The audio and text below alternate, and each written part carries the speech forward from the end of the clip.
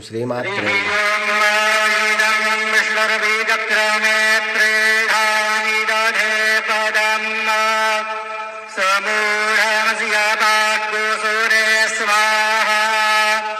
महायोगपीठे तटे भीमरथ्यां वरं पुण्डरीकाय दातुं मुनीन्द्रैः समागत्य तिष्ठं तमानन्दकन्दं परब्रह्मलिङ्गं भजे पाण्डुरङ्गम्।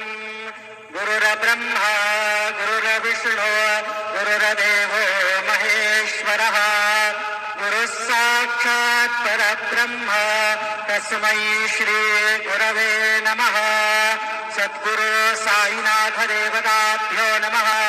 प्रातः पूजनार्थे गन्धाक्षतपुष्पैः सम्पूज्य अथ धूपः वनस्पतिरसोद्भूतो गन्धाढ्यो गन्धवुत्तमः आग्नेयः सर्वदेवानां धूपोऽयं प्रतिगृह्यताम्। धूपमाघ्रापयामि साज्जञ्जवर्तिसंयुक्तं वह्निना योजितं मया दीपं गृहाण देवेश त्रैलोक्यतिमिरापः दीपं दर्शयामि धूपदीपानान्तरेण उपहारनैवेद्यं निवेदयामि। चतुष्कोणमण्डलं कृत्वा तदुपरि नैवेद्यपात्रं निधाय गायत्रीमन्त्रेण पात्रान् सम्प्रोक्ष धेनवाः अमृतीकृत्य सत्यं वरदेन परिषिञ्जामि नैवेद्यं निवेदयामि।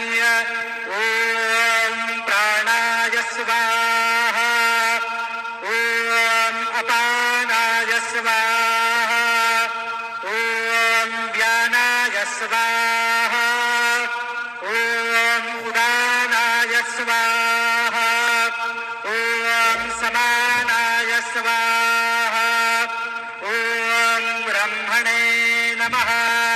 मध्ये पानीयं समर्पयामि पुनर्नैवेद्यं निवेदयामि। ॐ प्राणाय स्वाहा ॐ अपानाय स्वाहा ॐ व्यानाय स्वाहा ॐ उदानाय स्वाहा ॐ समानाय स्वाहा ॐ ब्रह्मणे नमः। नैवेद्यं समर्पयामि हस्तप्रक्षालनं